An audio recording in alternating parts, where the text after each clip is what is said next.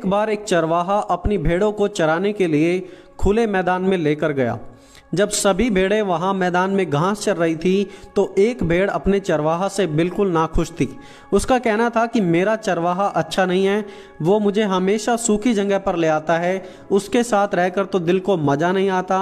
और फिर वो भेड़ अपने चरवाहे को छोड़कर निकल पड़ती है अपने रास्ते पर। शाम को जब वापस लौटने का समय आया तो चरवाहे ने एक भेड़ को कम पाया और उसने उसे काफ़ी ढूंढा, लेकिन भेड़ अपनी मर्जी से इतनी ज़्यादा दूर जा चुकी थी कि चरवाहा उसे ढूंढ नहीं पाया।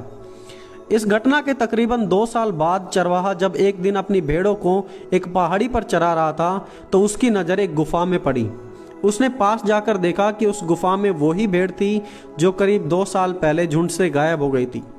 जब चरवाहे ने भेड़ को ध्यान से देखा तो उसे रोना आ गया, क्योंकि भेड़ की हालत बहुत ही ज़्यादा ख़राब थी। उसके बाल इतने ज़्यादा बढ़ चुके थे जिसके कारण उसके शरीर का वेट डबल हो गया था, और इतना ज़्यादा बोझ होने के कारण ना ही वो भेड़ चल पा रही थी और ना ही अच्छे से कुछ देख पा रही थी, सिर्फ अपने ही बोझ में फंसी और दबी जा रही थी। दोस्तों, ऐसा हमारे साथ कितनी बार होता है जब हम भी उस भेड़ की तरह परमेश्वर को छोड़कर चले जाते हैं। हम सिर्फ कंप्लेंट करते हैं परमेश्वर से कि प्रभु आपने मेरी दुआ नहीं सुनी, आपने मेरे परिवार को आशीष नहीं दी, आपने मेरे जीवन में कुछ भी अच्छा और भला नहीं किया, और फिर हम अपने अपने रास्ते पर निकल जाते हैं। देखिए, परमेश्वर से दूर जाने पर परमेश्वर का कोई भी नुकसान नहीं है, पर नुकसान तो आपको उठाना पड़ता है, हमें उठाना पड़ता है। मैं एक बार फिर से कहूँगा, परमेश्वर से दूर जाने पर परमेश्वर का कोई नुकसान नहीं है, पर नुकसान हमारा है। परमेश्वर से दूर जाकर हम सिर्फ और सिर्फ बोझ को बढ़ाते हैं, उसे कभी हल्का नहीं कर सकते। प्रभु यीशु ने कहा, हे सब परिश्रम करने वालों और बोझ से दबे हुए लोगों, मेरे पास आओ, मैं तुम्हें विश्राम दूंगा।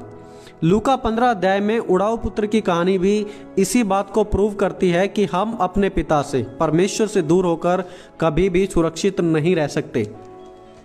उड़ाऊ पुत्र भी अपना हिस्सा लेकर दूसरे देश में चला गया था। पिता के बिना पहले तो खूब मौज मस्ती की, खूब अयाशी की, लेकिन जब कठिन समय आया तो कोई उसकी मदद करने वाला नहीं था उसके पिता के अलावा।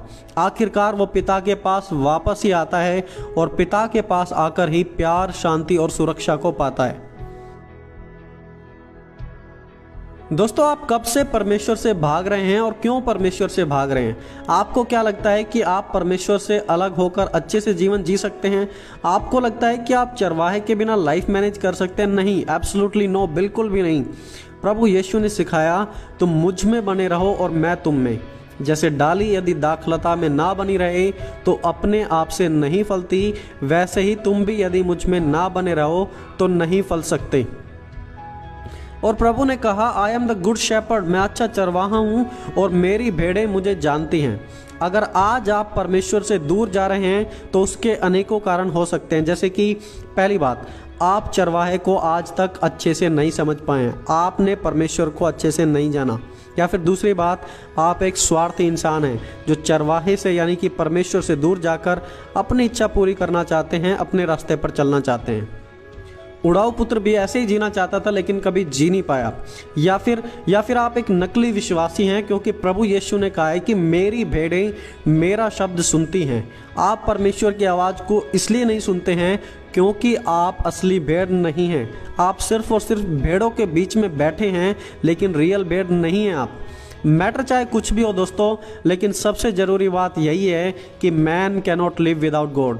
मनुष्य परमेश्वर के बिना नहीं जी सकता है। इसलिए यदि आज आप परमेश्वर से दूर जा चुके हैं तो वापस आ जाएं, वो आज भी आपको स्वीकार लेंगे।